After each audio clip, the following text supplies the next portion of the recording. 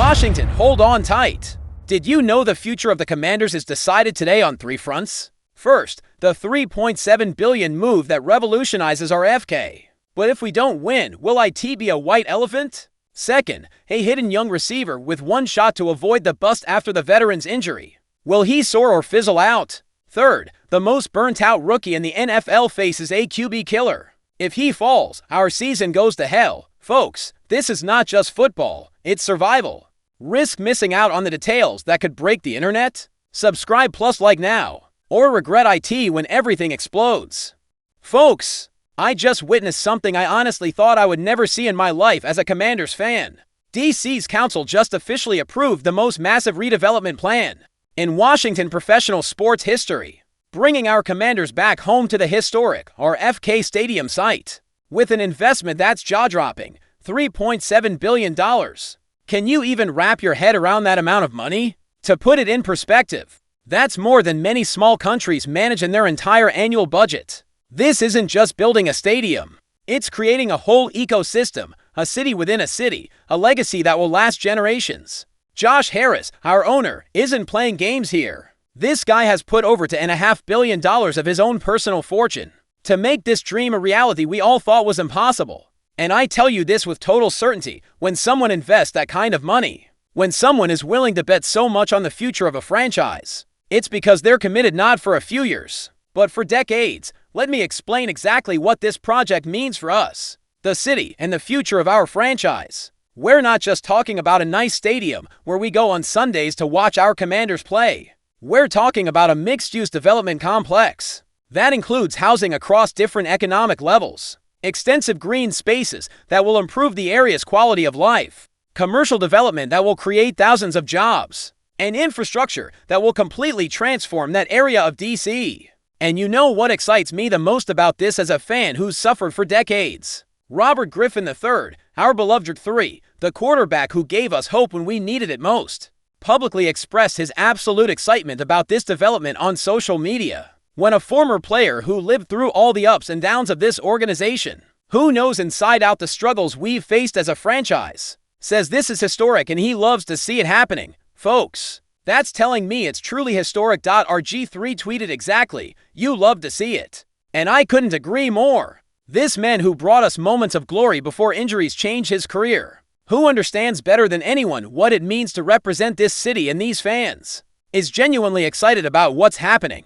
That, for me, is worth more than any expert analysis. I genuinely believe this marks the definitive end of a dark era of uncertainty for the Commanders. For years, folks, years, we've been sailing without a clear course, not knowing if we'd have a permanent home, not knowing if the organization was truly committed to winning and to us as fans. But this historic move undeniably proves that the new administration is thinking big, thinking long-term, thinking of creating something special. We're talking about going back to our deepest roots, to the sacred place where this franchise built its golden legacy, where the Hogs dominated, where Art Monk ran his perfect routes, where Mark Ripping led us to Super Bowl victories. RFK Stadium isn't just a place, it's part of our identity as fans, where our parents and grandparents created lifelong memories. Now I ask you something, and I want you to really think about it. Isn't this exactly what we've been begging to happen for years? An owner who's not afraid to open their wallet and bet big on the future, who understands we as fans deserve something special, something that makes us proud again to wear the Burgundy and Gold. The approval in DC's council passed with an overwhelming majority, showing that even the most skeptical politicians understand the massive positive economic and social impact this will have on the city. We're talking about thousands of direct and indirect jobs, revitalization of an area desperately in need, attraction of tourism and events that go beyond football. But folks, and this is super important to understand, this project also puts huge pressure on the organization to deliver results on the field. You can't have a $3.7 billion complex, the media attention this will generate, the expectations this will create, and continue delivering a mediocre product on Sundays. Fans will expect more, the city will expect more, national media will be watching more closely. Josh Harris and his team understand this perfectly. The investment in infrastructure must go hand in hand with investment in talent, coaching, everything needed to compete at the highest level. This isn't just a PR or real estate move. It's a declaration of intent that the Commanders will compete for, championships in the coming years. The next 24 to 36 months will be absolutely crucial to determine how this massive project is executed and positively impacts the local community. There are entirely legitimate and necessary concerns about ensuring these economic benefits genuinely reach the local residents who need them the most, especially on critical issues like affordable housing, job opportunities for community members, and improvements in public transportation and services. The city and Harris have made public commitments on these issues, but the true test will be in the implementation. Will they hire locally? Will they include job training programs for area residents? Will the new housing be accessible to middle and working class families or just the privileged? These are questions we as a community have the right and responsibility to keep asking. But folks, after literally decades of disappointment, of playing in a stadium in Maryland that never felt like our true home, of an organization that seemed to have lost its soul and connection with the fan base, finally, we have something real and tangible to genuinely get excited about.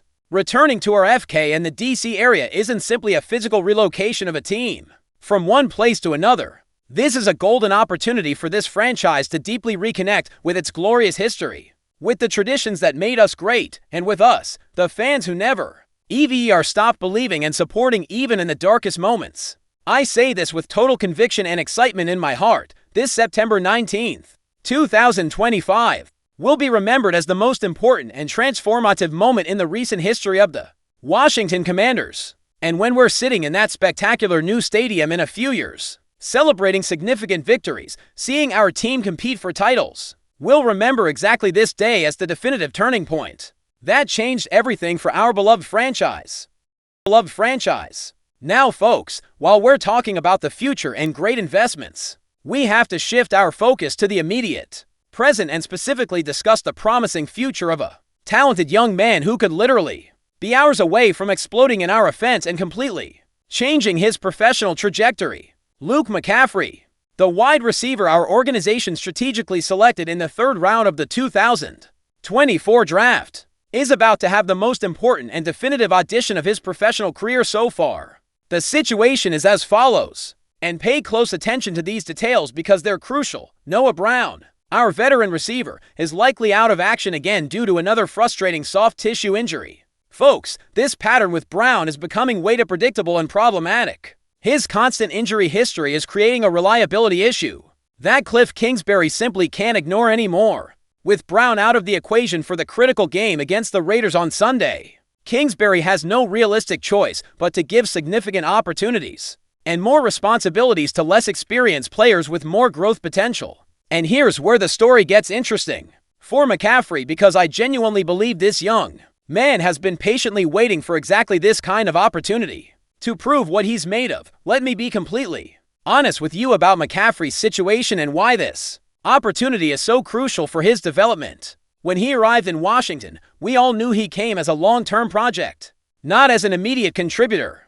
The guy had only played the full years as a wide receiver in college at Rice. So from day one, we knew his development would be a gradual, step-by-step process with natural ups and downs. But now, after over a year in the system, with recent arrivals like Deebo Samuel Sr. and rookie Jalen Lane pushing him further down the official depth chart, McCaffrey finds himself in a position where he really needs to prove he can be an integral part of this team's long-term future. He can no longer afford to be patient or wait for opportunities to come on their own.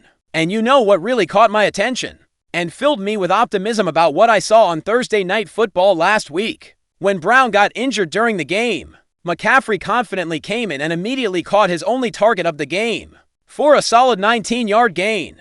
It may sound like a minor stat to some, but I tell you this from my experience following the development of young receivers, those small, consistent moments of production are exactly the building blocks he needs to gradually gain the full confidence of the coaching staff. What excites me even more is that the coaches have been closely observing and taking detailed notes on his natural ability to create separation against defensive backs. McCaffrey may not yet have impressive statistical numbers to show on paper, but that fundamental technical skill hasn't gone unnoticed at all in strategic game planning.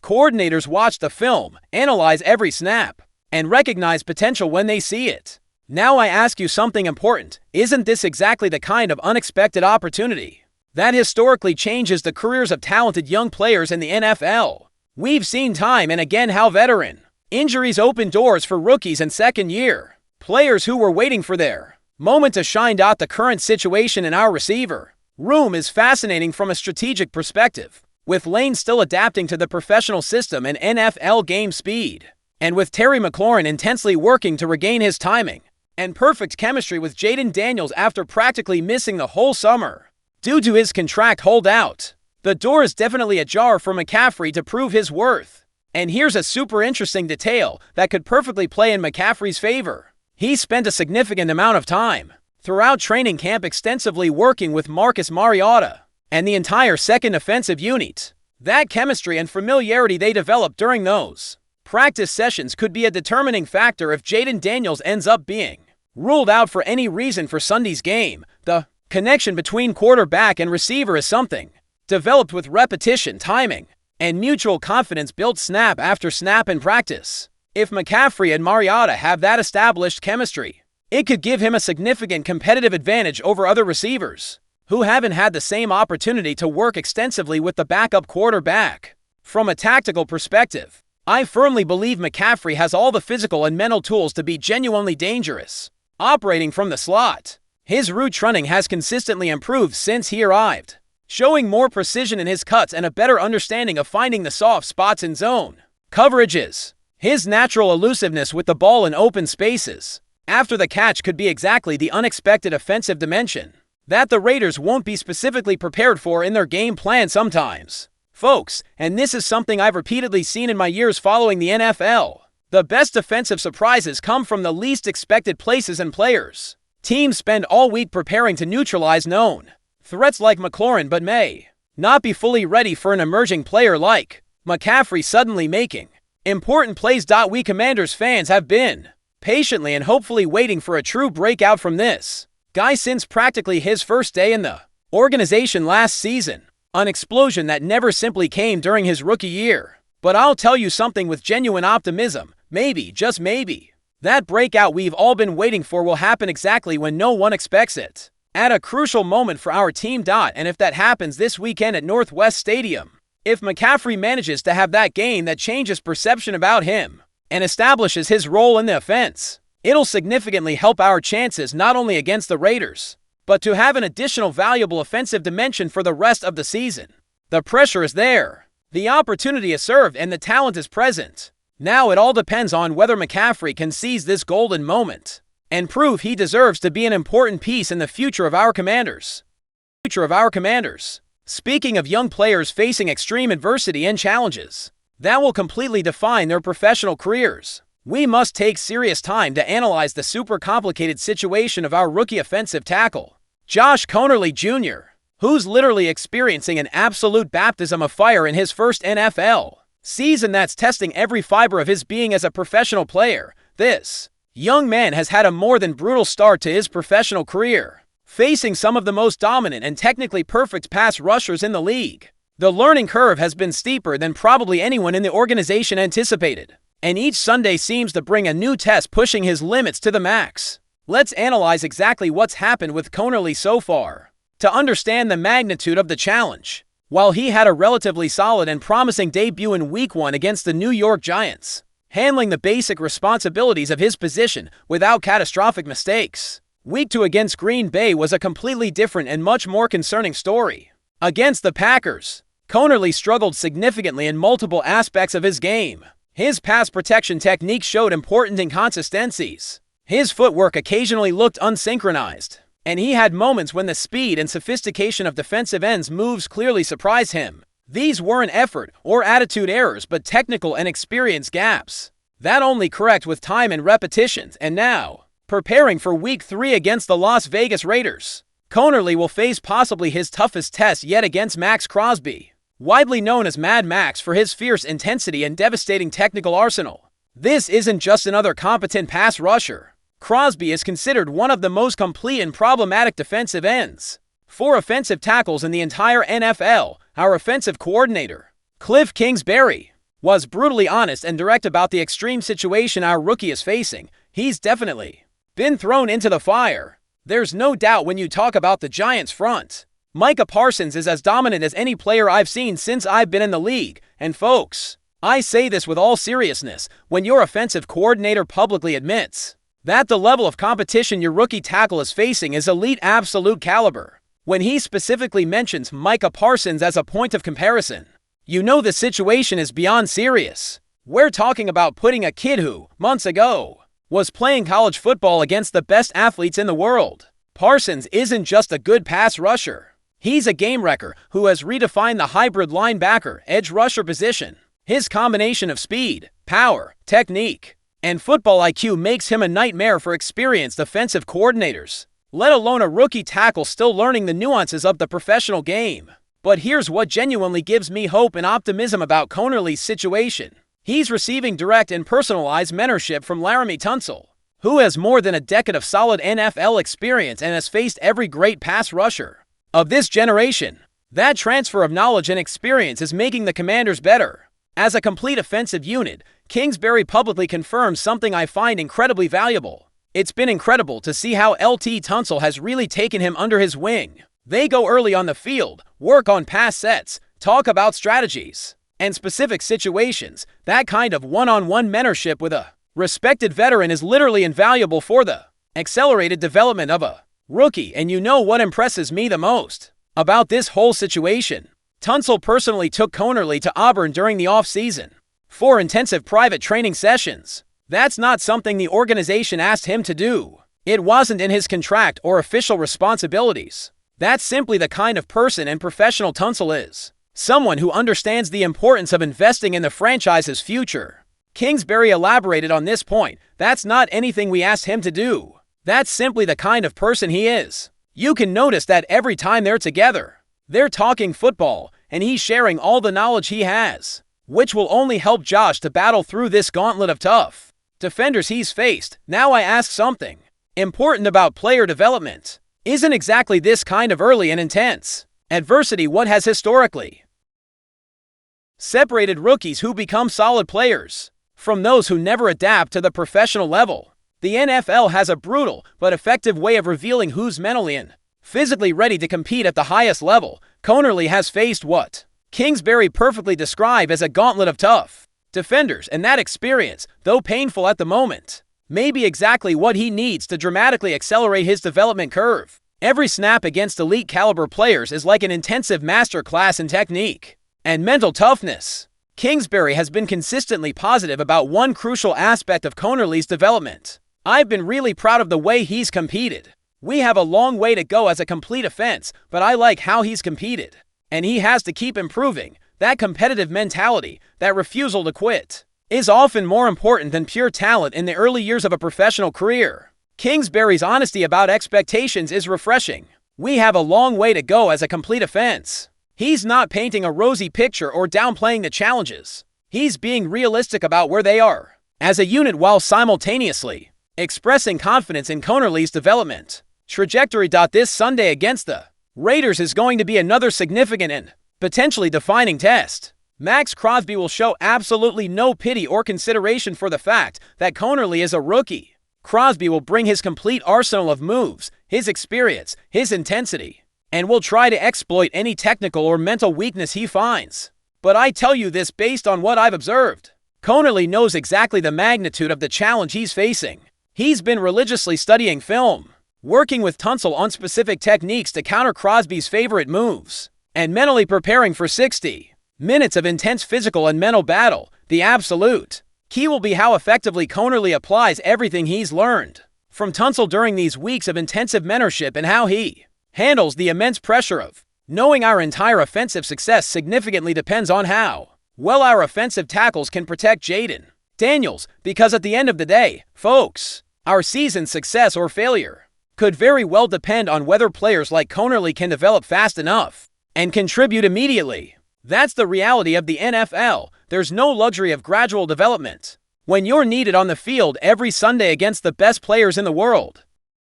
Folks, you just heard a complete and detailed analysis of 3 absolutely crucial developments that will not only define the next week, but potentially the next years of our Washington Commanders' future. Each of these stories represents a different aspect of what it means to be part of this franchise at this specific historic moment. What do you think about this monumentally historic $3.7 billion deal bringing us back to our spiritual home at RFK Stadium? Do you feel the same overwhelming excitement I do when thinking about the possibilities this opens up? Can you imagine what it's going to feel like walking into that new stadium in a few years, knowing we've been part of this journey from the very beginning? And what about Luke McCaffrey? Do you genuinely believe this Sunday will finally be his breakout moment? Are you ready to see if he can seize this golden opportunity circumstances have created for him? What kind of impact do you think he might have if he manages to establish himself as a reliable weapon in our offense? And how do you feel about Josh Conerly Jr.'s brutal learning curve? Do you think he'll be able to handle another elite pass rusher like Max Crosby? Or are you worried it might be too much too soon? Do you believe in the power of the mentorship he's receiving from Tunsil? I literally want to hear all your opinions, thoughts, predictions, concerns, and excitement in the comments section. This isn't just a one-way conversation where I talk and you listen. This is a community, a family of fans who have suffered together through difficult times, celebrated together during the rare good moments, and are now potentially witnessing the dawn of a completely new era for our beloved franchise. A family that understands being a Commanders fan means more than just watching games on Sundays. It means believing in potential when others have given up. It means supporting young players like McCaffrey and Conerly through their growing pains. It means getting excited about possibilities like returning to RFK. Even when we've been disappointed before, if you still haven't subscribed to this channel, this is literally the perfect moment to join us and officially become part of this ongoing conversation and community. We need you to be part of this dialogue, to share your passion and knowledge, to contribute your unique perspective on these Commanders we all love so much. These next weeks are going to be absolutely critical for multiple aspects of our team's development and future success. We're going to see if McCaffrey can seize his opportunity, if Conerly can continue growing under pressure, and if our entire organization can build momentum towards that bright future the RFK deal represents. Hit like right now if these news and analysis excited you as much as they did me. Subscribe to ensure you don't miss any important update about our team. And definitely turn on that notification bell, because the next weeks are going to be absolutely packed with significant developments that will shape the future of our franchise. And never forget, no matter what challenges we face, no matter what growing pains we endure, hail to the Redskins.